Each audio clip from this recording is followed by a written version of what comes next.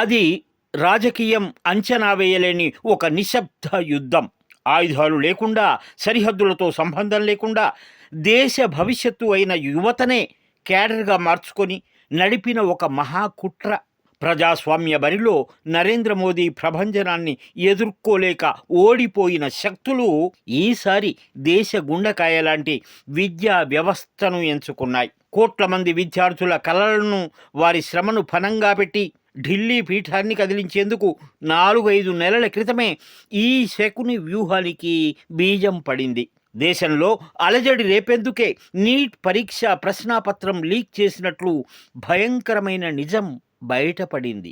తెర ముందేమో పరీక్షల ఆందోళనలు, తెర వెనుకేమో అంతర్జాతీయ నిధుల సునామీ, విదేశాల నుంచి అక్రమంగా వచ్చిపడిన కోట్ల రూపాయల ధన ప్రవాహం సోషల్ మీడియా సామ్రాజ్యాన్ని అల్లకల్లోలం చేసింది. నకిలీ ఖాతాలు, పెయిడ్ ప్లాట్ఫామ్లు, రాత్రికి రాత్రే పుట్టుకొచ్చిన డిజిటల్ దళాలు విద్యార్థుల ఆక్రందనలను ఆసరాగా చేసుకొని దేశంలో అగ్రహజ్వాలలు రగిలించేలా ప్రతి అడుగును పక్కాగా స్కెచ్ వేశారు. కాక్రోచ్ జనతా పార్టీ పేరుతో సాగిన ఈ డిజిటల్ నాటకం వెనుక ఉన్నది కేవలం పరీక్ష పేపర్ల లీకేజీ మాత్రమే కాదు, దేశాన్ని వీధి పోరాటాల వైపు నెట్టి అరాచకం సృష్టించాలనే భయానక దురాలోచన.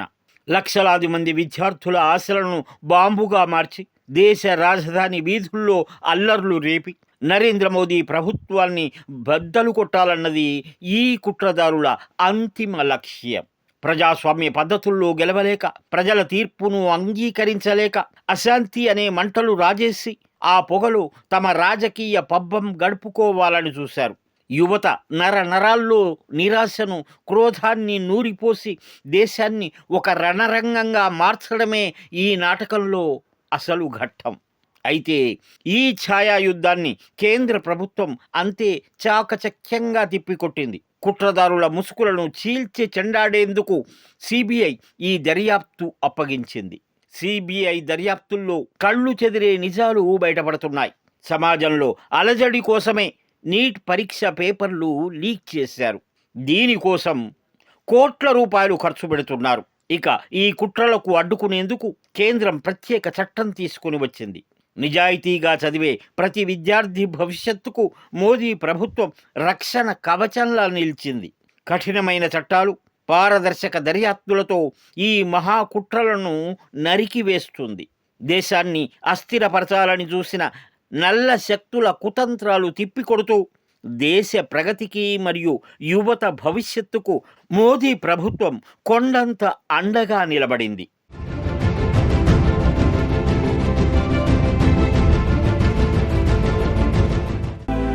Mind Media, the voice of India.